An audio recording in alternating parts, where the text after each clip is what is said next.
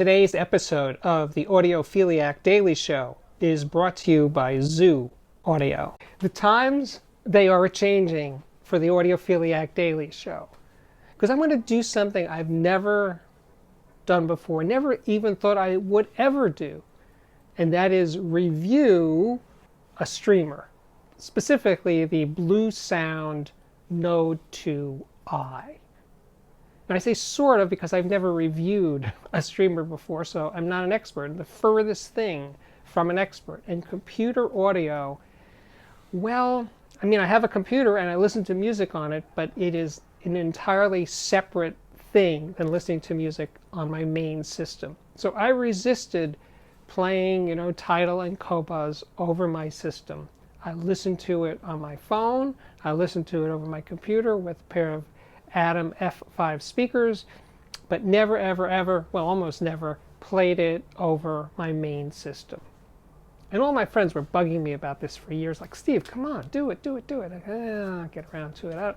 I listen to LPs and CDs on my system, not so interested in streaming Qobuz and Tidal. I use it for discovery, absolutely. I find a lot of cool new music on Qobuz and Tidal. But in terms of listening, no, I'm happy with LPs and CDs.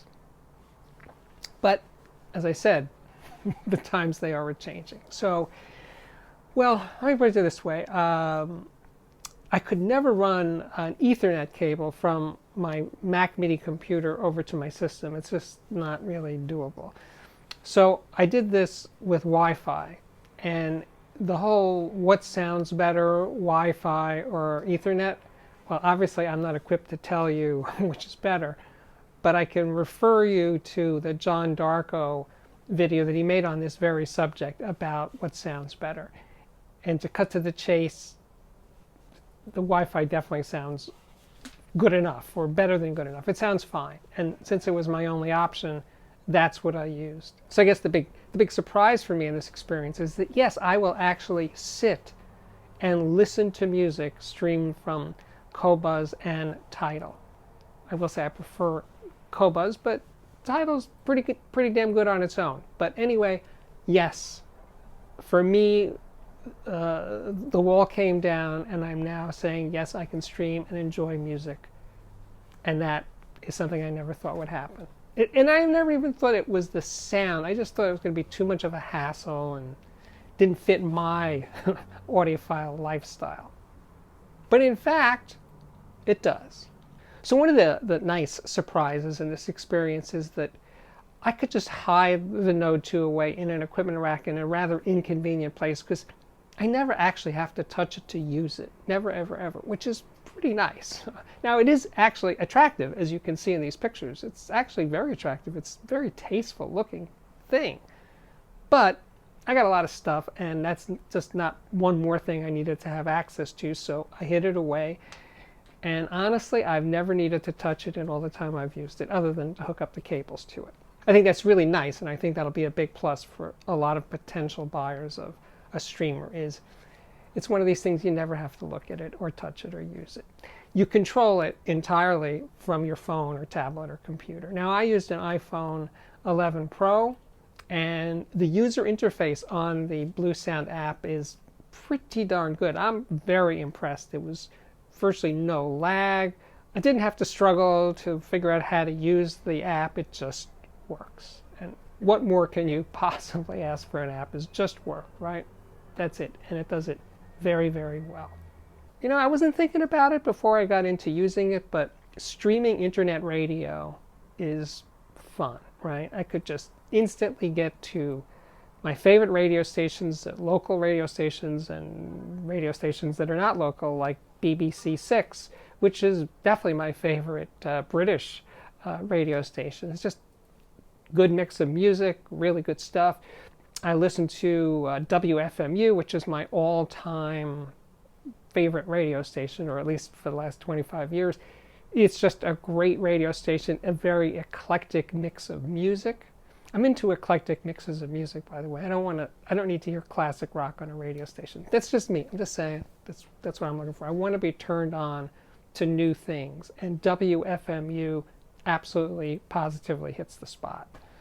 Another big find that my wife discovered is WWOZ in New Orleans, a very New Orleans type radio station, but within that genre, pretty damn eclectic as well.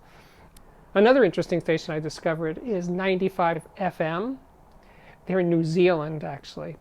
Very interesting mix of music. I could go on and on, but you have your favorites, I have mine. BGO, a jazz station in New Jersey, is great. Jazz 24 is great. I'm showing you a list of most of my favorites right now. So when I'm in automatic mode, I don't want to pick music to listen to. I just go to one of these stations. Some sound better than others. Some sound better at different times of the day or week or month or something. But basically, I found internet radio very entertaining and a great, great source of discovering new music. So as for the sort of the nuts and bolts part, I did mention the price, I think $549. So I've heard, although I didn't try it, you can use the Node 2i as a preamplifier, a stereo preamplifier. It has analog RCA outputs, of course, a subwoofer output. I was surprised to see that. 3.5 millimeter headphone jack, 3.5 millimeter optical digital input, which also doubles as an analog stereo input, so you could hook up your turntable to the Node 2i. Now there is an internal DAC, so you don't need to use an external DAC. And I did listen to the Node 2 briefly via its own DAC, and it sounded perfectly serviceable. But I am the audiophiliac, so I couldn't resist using it with some outboard DACs, such as the Shit Bifrost, the Project DAC that I reviewed a couple of months ago, a bunch of different DACs, this incredible Matrix Sabre X Pro MQA DAC. Oh, I didn't mention, I guess, that the Node 2i is available in black or white finishes. They're kind of almost suede, kind of matte finishes. Again, very tastefully done. So the bottom line, to wrap up, I am a convert. I am a streaming person now, and I will probably review other streamers in the future, because I asked a friend of mine who's more up to speed on this, do they sound different? And basically the answer is yes, because they're the equivalent of, I guess, a transport. So I'm going to go with the flow. Okay, they probably sound different. They might sound different. Time will tell. So I have to just mention that in one of the things I discovered in my journeys here is this singer Galen Lee. I am getting goosebumps just thinking about it right now. There's something about her music is just so beautiful, really beautiful. Just you want to just sink into it. It's just stunning. So wrapping up, this has been a complete success. I'm finding new music radio stations, new stuff on Tidal and Qobuz that I'm really, really into. I'm buying some things that I discovered. And oh, speaking of buying, this t-shirt comes from Cardis, and Cardis is in Bandon, Oregon, and they're raising money by selling these t-shirts to help the service workers in Bandon. So I bought this t-shirt. This is not an ad. This is just me saying a shout out to Cardis, the cable company, and saying, nice job. What a beautiful gesture to support the people in your community. And I will, of course, link to where you can buy this t-shirt.